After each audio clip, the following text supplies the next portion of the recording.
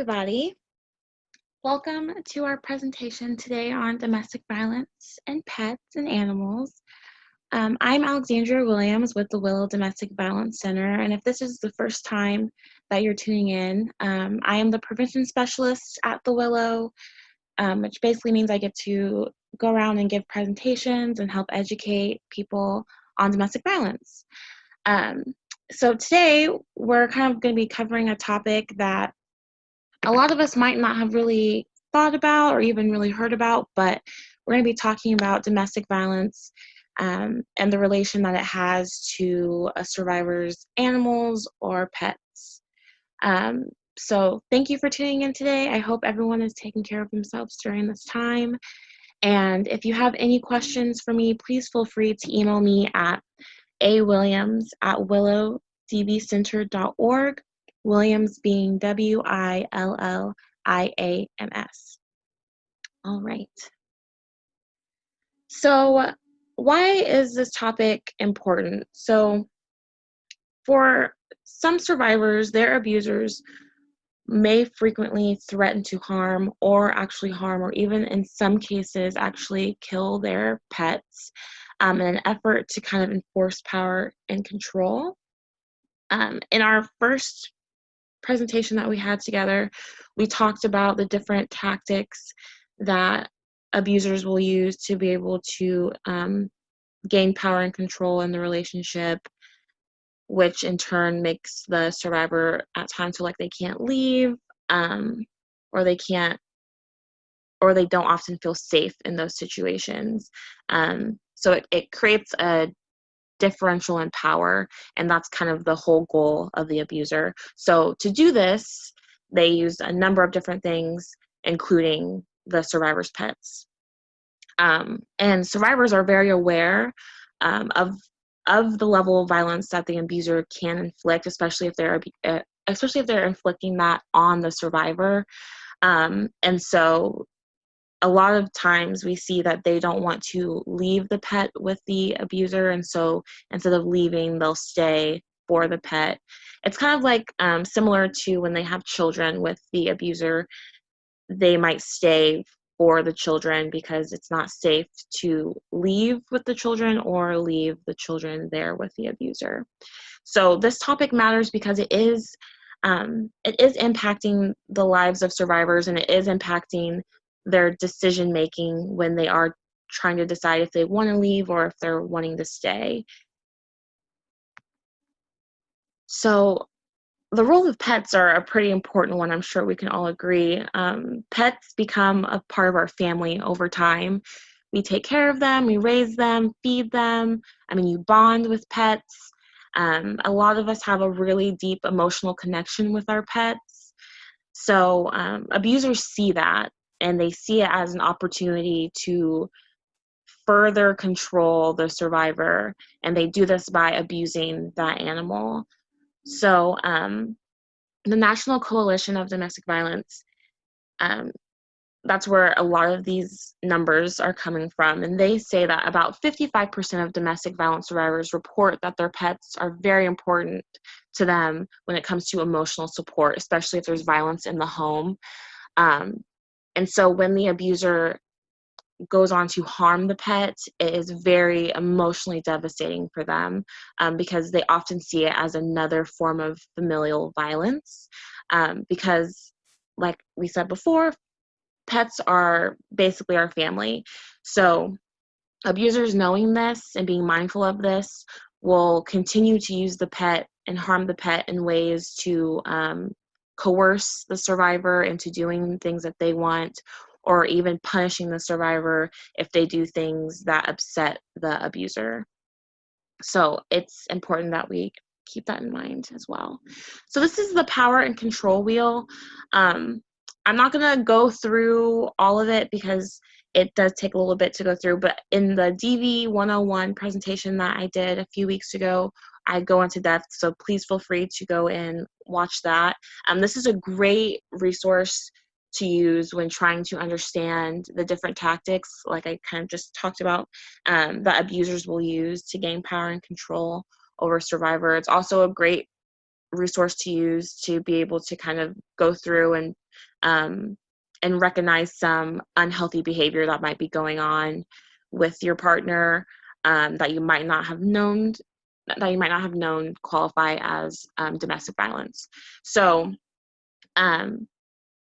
using children is probably the one that's most similar to using pets in this one. So I do encourage you to take a look at that, but I did want to bring this up because it is a really good resource to use if you're trying to understand more.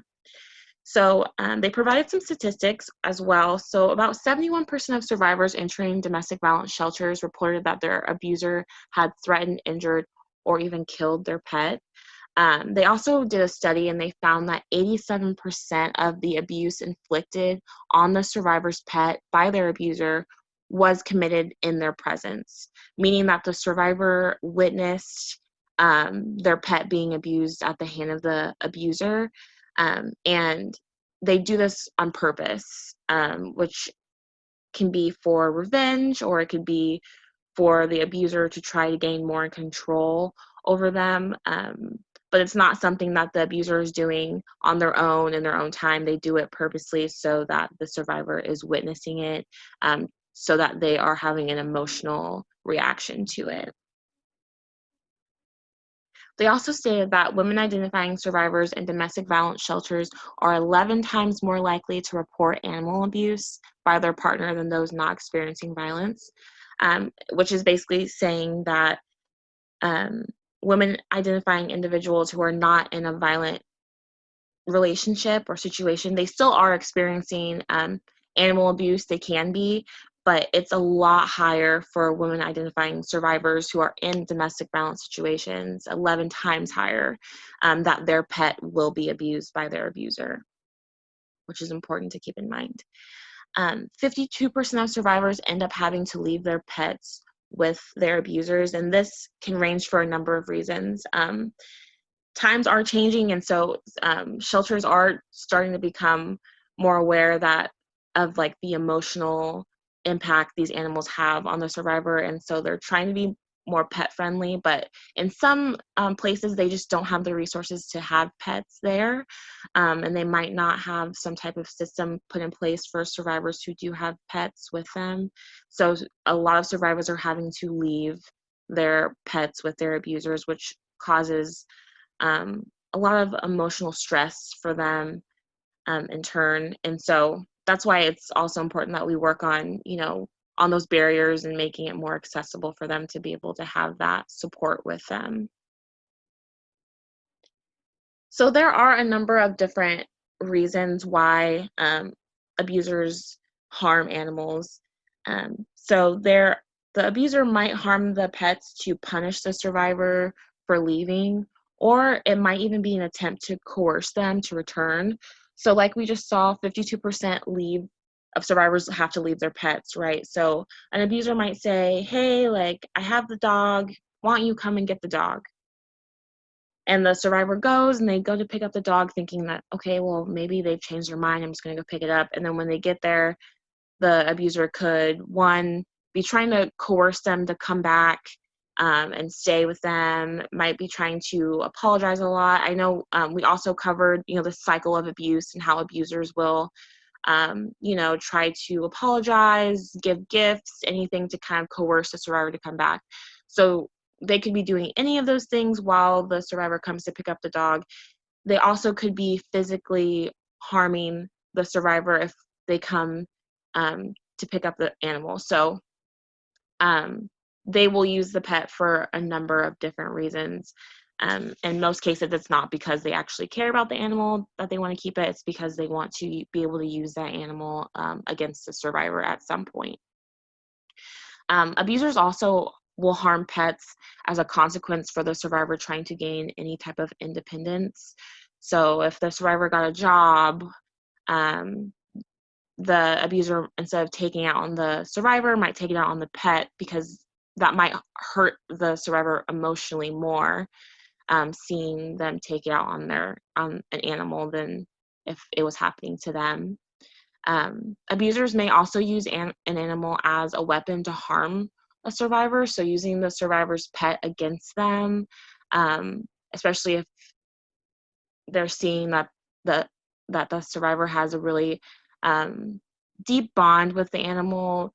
There could be some jealousy, which is another point, another reason that they might harm the pet too, but they might see that as an opportunity to kind of, you know, turn the animal on their owner, unfortunately. But they also might harm the pet out of jealousy of the relationship between the survivor and the animal. Because, like I said, you know, we get really close with our animals, and the survivor might really love their pet, and that might spark some anger for the abuser because the abuser wants that love just for themselves. And so they might harm the animal for that reason as well. Um, An interesting fact, too, is that a number of abusers actually do have a history of animal abuse that precedes when they started being violent in their relationship towards their partner.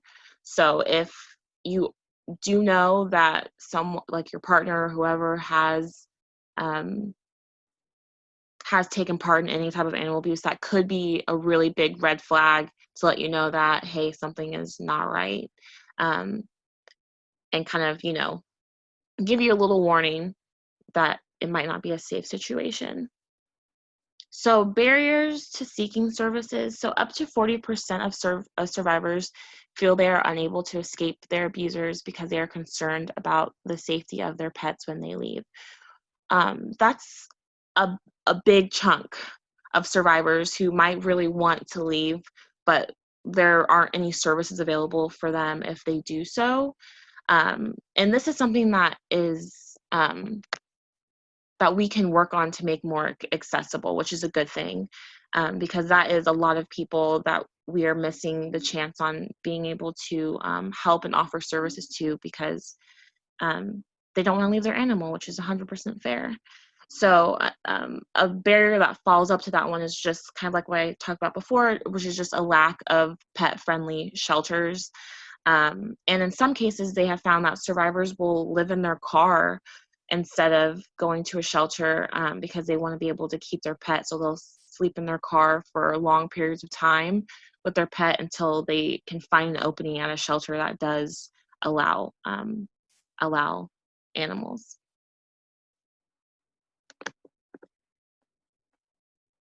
So when we're looking at safety planning, we've talked about safety planning before, but this one's more surrounded of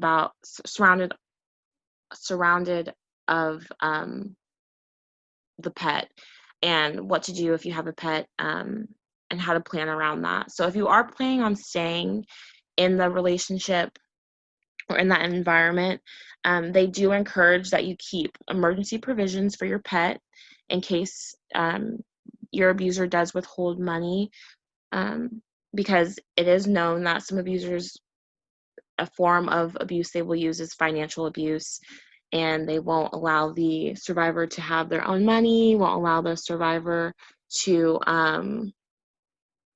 go shopping or anything like that, or if they do, they can only get a certain amount of items. So if you know that this is the case for your situation, just finding a way to be able to have some emergency food and medications, anything like that that your pet definitely needs, and keeping them in a safe location just in case something like that happens. They also encourage that you keep the phone number of the nearest 24-hour vet clinic. So if your abuser does harm your animal, and they need to see a vet immediately, you know where that vet is, you know who to call right after an incident occurs. Excuse me. Um, And they also say that it's really good to go ahead and establish ownership of your pet by creating any type of paper trail that you can. So this could be obtaining a license, having the vet records put in your name. It could be keeping the receipts that you have from taking the pet to the vet, any receipts you have of buying your pet, any of the supplies that they need. Just go ahead and keep that, because the abuser might try to claim that your pet is their pet and that you have no right to take them because they're not yours, when in fact you've had that pet longer than you've been in the relationship and stuff like that. So just going ahead and having those documents on hand will hopefully make that easier to prove that you are the owner. So if you are planning to leave, They do encourage you to go ahead and obtain safe emergency shelter for your pet. So this could be with your friends, your family. It could be a vet, or it could be one of the safe haven pet programs that a domestic violence center might offer. But just make sure it's somewhere that your abuser has no knowledge of. So if you go to a vet and they know what vet it is, possibly not taking your pet to that one, just finding someplace new to take it. Also, packing a bag that includes food, medications, documents of ownership, any health documents, so anything surrounding vaccinations for your pet, leash, carrier, toys, bedding, ID, and rabies tag. So if you can't take all of that, just take what you feel like is the most important that you can take with you at the time when you're planning on leaving. If you have already left, then they encourage you to keep your pet indoors when possible. There is the concern that if you have your pet outside and your abuser doesn't know where you're currently staying or what your location is, and then they see your pet, that could end up being a harmful situation for both you and the animal. So just trying to keep them inside when possible. Not letting your pet outside alone. So I know a lot of us probably let our pets just be outside in the yard, especially if you have like a fenced in yard. Um, but being aware that doing that could make it easy for the abuser to come and take the pet um, without your knowledge. So if you are letting them outside, just being outside with them or having someone outside with them to make sure that they're safe. Picking a safe route and time to walk your pet. I know especially now during quarantine and everything, a lot of us have been walking pets maybe even multiple times a day. So just making sure that you're being safe when you're doing so, picking maybe a more public place like a park, um, or just a better time in the day, a safer time in the day for you to go ahead and walk your pet. Changing your vet, which we kind of talked about too. If your abuser is aware of where you take your pet for checkups or anything medical, just go ahead and trying to find someplace new that they're not aware of to decrease the chance that you'll have to have an interaction with them. Also, don't exercise/walk your pet alone. If possible, have a family member or a friend come with you, or even a neighbor if you notice them walking their pet, maybe just joining in with them. But definitely try not to be on your own when you're doing those activities. So, just a couple tips for survivors who do have pets. So, some shelters do allow pets, and those who don't have something called a safe haven program for pets. So, a safe haven program is basically where you bring your pet in and they have an organization that helps foster pets. And so someone will be fostering your pet. It could be an organization, it could be an individual, just depends how the program is set up. But that way your pet is being taken care of and they're safe, they're in a safe environment while you are receiving shelter and the services that you need. So um, you might not be leaving because you don't think that there's any way that you could take your animal with you. So we encourage that you go ahead and you call your local hotline, your local domestic violence hotline, and see if they do offer those services because they might do so, and maybe a lot of people just don't know about them. Also, if you are going to retrieve your pet, be sure to have someone from animal control or someone from the local domestic violence center or law enforcement, if that is a safe option for you, to accompany you while doing so, um, because it's just overall safer for the survivor to be able to do that. And that way you won't be, there's a less likely chance you'll be coerced into something or that you'll be harmed during the process of just trying to go in and pick up your pet. And to kind of wrap things up, I just wanted to talk a little bit about the the services that the Willow specifically has regarding pets. So we do have a relationship with the Humane Society here in Lawrence, Kansas. So when a survivor comes in and they are needing to be sheltered, um, they are allowed to leave their pet with the Humane Society, and the pet um, will be fostered during the time that they are in shelter. So kind of like that safe haven program, we do offer one here at the Willow. We also do allow assistant animals for individuals with a disability, as well as some emotional support animals. And it's based case by case just because shelter can look so different at different times. And it is a group living situation. And so they really do try their best to accommodate the survivors who come in, especially if you need that animal to assist you with day-to-day tasks and things like that. We are hoping in the future we will be able to have a much bigger building and be able to have some facilities on location for pets, because we do understand how important it is for a survivor to have that emotional support during that time, because it is a tough time that they are dealing with. So that is a goal of ours, definitely. And this is our 24-hour hotline number, 785-843-3333. And we also have a website, willowdvcenter.org, which has a ton of information on there, a ton of resources, especially during this time of COVID-19. We are still offering services, so please feel free to call if you're needing to know more about those services, if you're needing to be connected with an advocate, or even if you just have any questions about your situation, or maybe someone you know is going through something and you're wondering if it qualifies as domestic violence, or if you're needing any type of information, just go ahead and give us a call on that.